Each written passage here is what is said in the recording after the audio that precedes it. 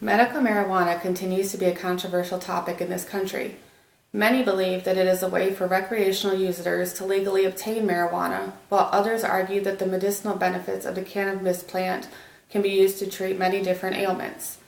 Currently, there are 26 states with legislation in place to allow for medicinal use, and support continues to grow. While the cannabis plant does have many medicinal benefits, dosages should be closely monitored by physicians and offered in forms other than inhalation to reduce addiction potential and harmful side effects. It is important to note that there are different chemicals in the cannabis plant that affect the nervous system in different ways. THC is the chemical that is most commonly heard of.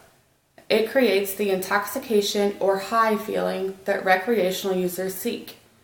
CBD is the chemical that is associated with most medical benefits. It has been found to help with pain, insomnia, loss of appetite in chemo patients, seizures, and anxiety. CBD does not create the intoxication effect like THC does.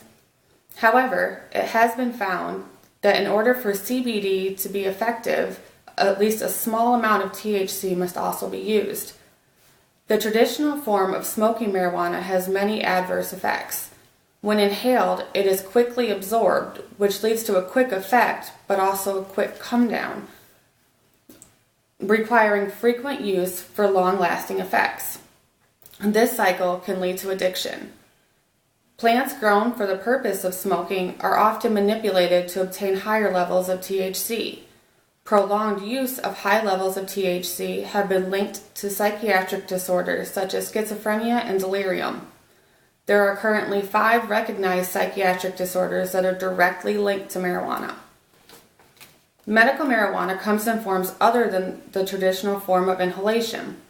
It is also available in pill, liquid, and in a spray that is administered into the lining of the mouth.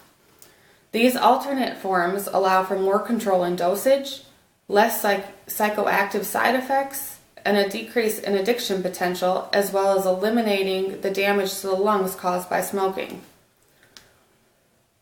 While researching this topic, I was surprised to find the abundance of research available. Many studies are being conducted not just in the United States, but in Canada and the UK as well.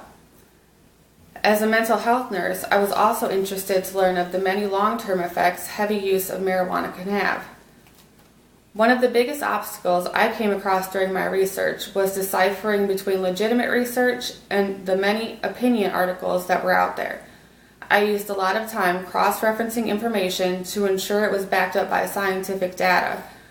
There were also many topics I found interesting and initially intended to put in the paper.